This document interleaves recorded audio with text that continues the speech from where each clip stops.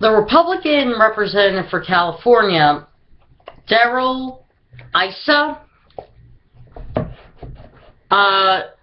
said this, not sure when he said it, but Fox Business, which is one of the main Fox News stations, said, and I quote, "America's the richest country on earth."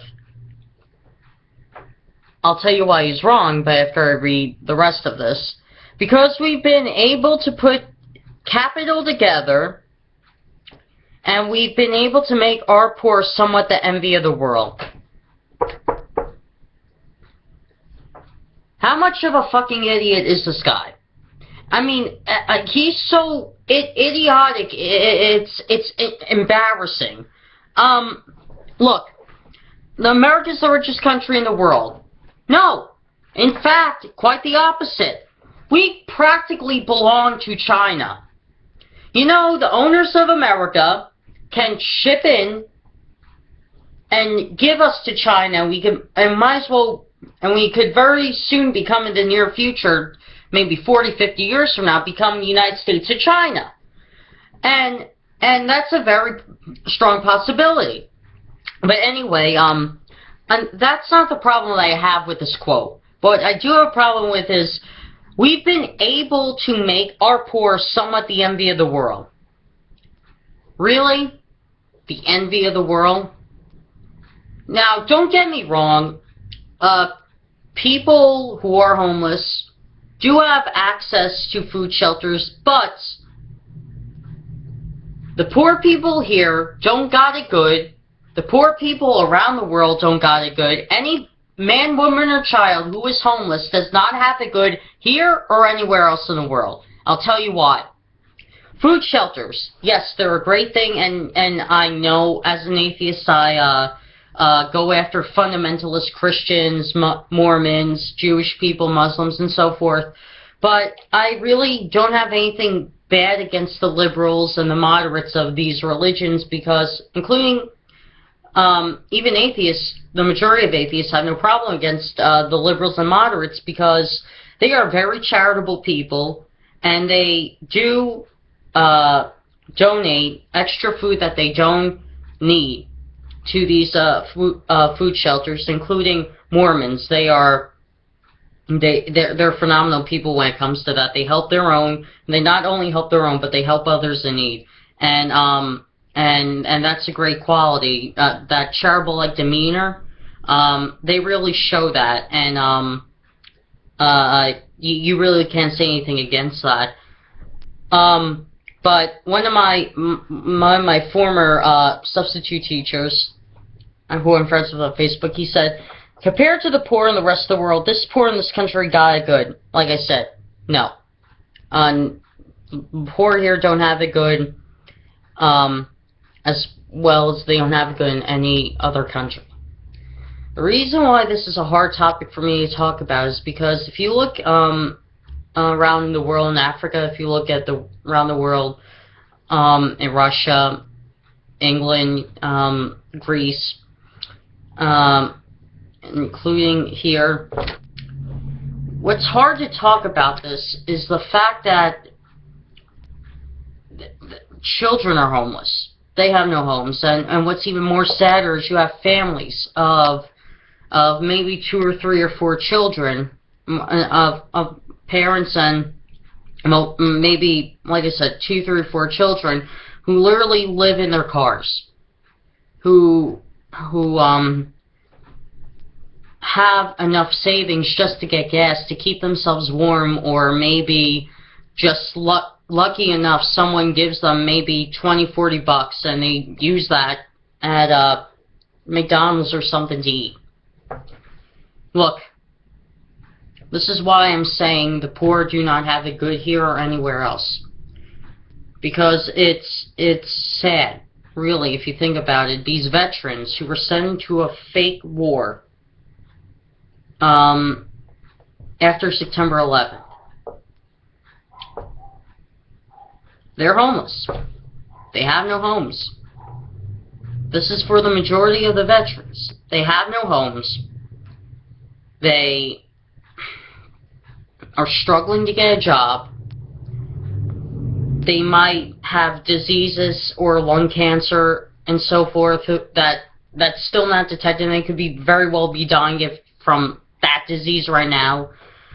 And it's not only that, it's just the typical men, women, and children in America. You never see a poor person saying, oh yeah, I'm good. Even though I'm starving to death, you know what, I'm good. No, you never see them do that. You know what the sad side of soup kitchens are? Even though they're a great benefit to people who are poor or who are homeless, the great benefit about those soup kitchens is the fact that people get to eat a hot meal every night. The bad part of those soup kitchens, though, is that they only take certain groups of people at a time, or a certain group of people, because they only have so much food that people donated for that day or that week, and that when they don't have any more, it's sorry, but it's not a hotel. Those homeless people have to disperse and go to the places where they sleep on the streets or under a bridge or under that urine-soaked mattress that they've had, or that was the only thing that they hadn't have of their possession. Don't you see the problem in America here and everywhere around the world? Homelessness is one of the major problems that America and the whole world faces. You know what we should do as a whole world? And I don't care if you're from China, I don't care if you're from Japan, I don't care if you're from Korea, I don't care if you're from Russia, I don't care if you're from England, Greece, Africa, Australia, Zimbabwe, or what any country you're from. Hear me out. Let's stand together as a whole world and hold hands figuratively through social media and say, let's cure homelessness, let's abolish homelessness. And we can do that, and this is how we can abolish homelessness. Make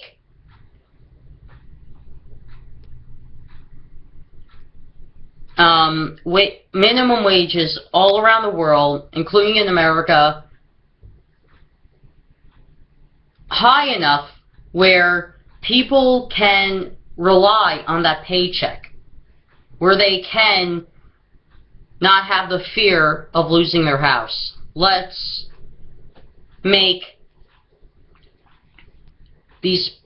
give more programs around the world. America has WIC, CHIP, and all these programs that help women in crisis and their children, and I could go on. These are great programs, and you may not agree with America's freedoms. You know what? That's fine.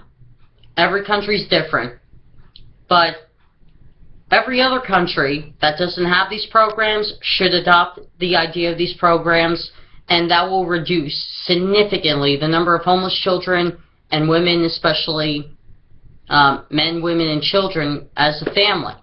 That will diminish, because we also have food stamps in America. We also have a welfare program, and I think all countries should adopt this idea. I'm just putting it out there, especially if you're a politician of this country, of that particular country who may be watching.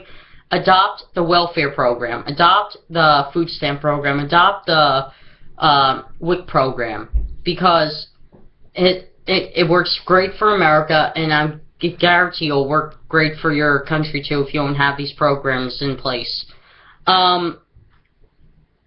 Another way that we could abolish homelessness is actually helping the homeless more than we normally do. Instead of having a certain number of people getting a hot meal every day and the rest stay hungry, how about we start a volunteer program? And that volunteer program, and I quote, should be any homeless person who couldn't get into that soup kitchen that particular day someone will volunteer out of the kindness of their heart for them to stay that night in their house, in a warm house where they could get a cooked meal, where they could take a shower, where they could sleep in an actual bed instead of a urine-soaked sleeping bag. These are just some ideas I have that we can abolish homelessness, and it's please take these ideas in concern, and not only in concern but in consideration as well. And like I said, if you're another country besides America that doesn't have the WIC program, that doesn't have the welfare program, that doesn't have the food stamp program, adopt these programs. What I mean is, let's all share these programs around the world, because they will work out tremendously for your country as well as it does America. And with that being said, I hope you enjoyed this video, and please share it. Like it, share it, and anybody who thumbs this down, you have no heart. You do not care for anybody who's homeless. Very much.